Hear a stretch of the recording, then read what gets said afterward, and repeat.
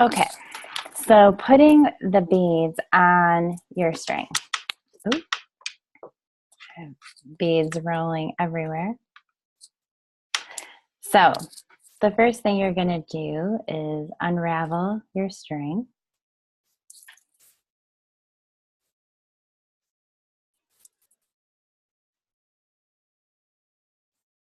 And so at one end of the string, there is a knot.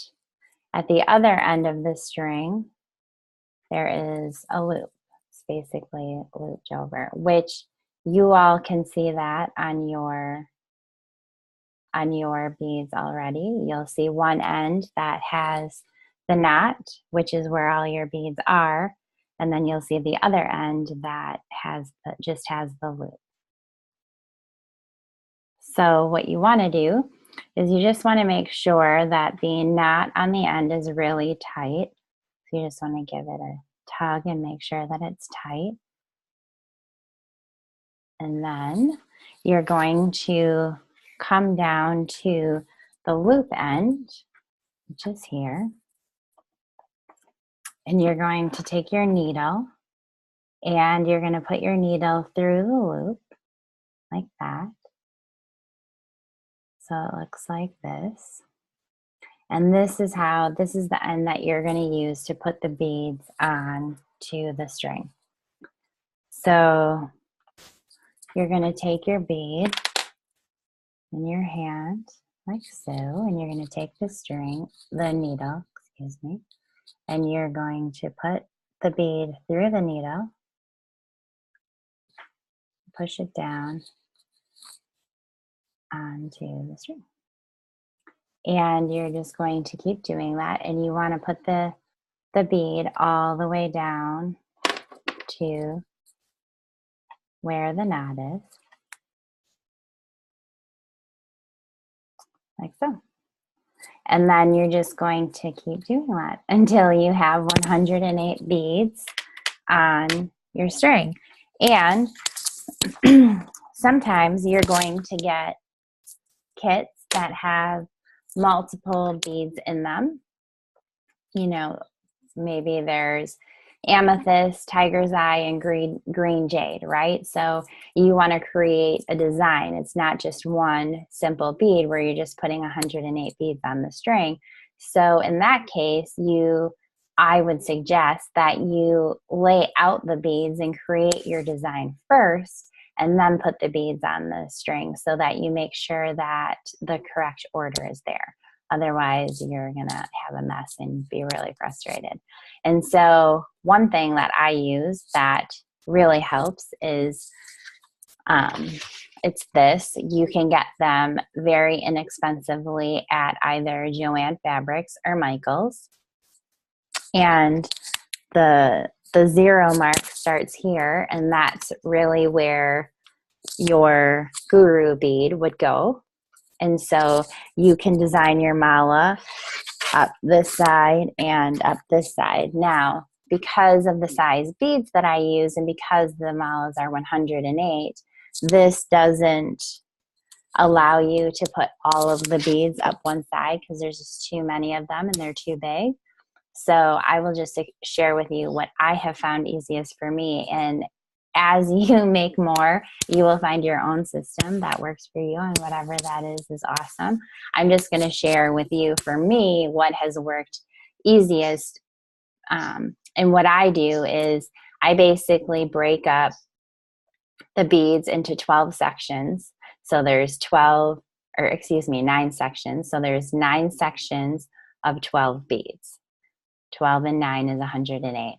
That way, I don't have to keep recounting and recounting. I know that if I have 9 sections of 12, that I have 108 beads.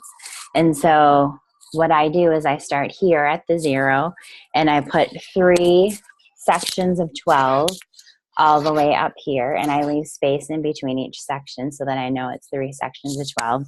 And I do the same thing here. And then I do another section of 12 down this side.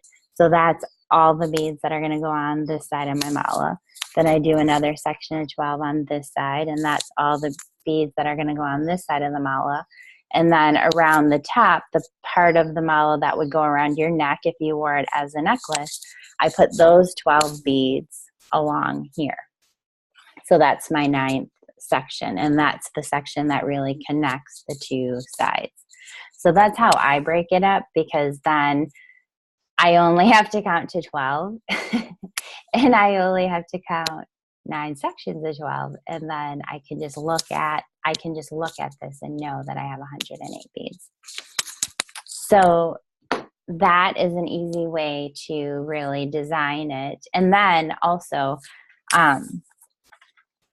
as you're putting the beads on your mala, when you do that, if you are making a design, this is very important because I screwed this up at the beginning, that when you're putting the beads on the string, you want to go in an order. So whatever order, whichever direction you start going. So for me, I always do the same thing, because then that way, like, I can't really like mess it up. So I start here and I put all the beads on here, and then I put this 4th section on, and then I put this section on, and that's the section again that goes around your neck. And then when I come to putting the other side on, it's very important that you just keep going. You go backwards basically, and you put this section on, and then you start up here and you put this section on and come all the way back down to 0. I did not do that the first time, and I was like, wait, why is this on this step? So it's very important. And then when you get your beads on your string, especially if you're making a design, I always recommend to really take it. You're going to push all your beads down to your knotted end, just like you guys have right now. So you're going to have one big long string, and all the beads are going to come down to this knot. And so what I recommend doing is putting the two ends together, holding them in your thumb like that, and then holding it up like this and just looking at it. And looking at it to make sure that the beads are all lined up and that it looks how you wanted it to look. Because at this stage, if you really don't like it, or you don't like the design that you made, you can take the beads off the string and you can redo the design. Once you start putting the knots in the string, I mean, you could take it apart, but that's not a fun job. So I always recommend just really looking at it and making sure that it looks how you want it to look. Okay, so next we're going to start knotting our mala.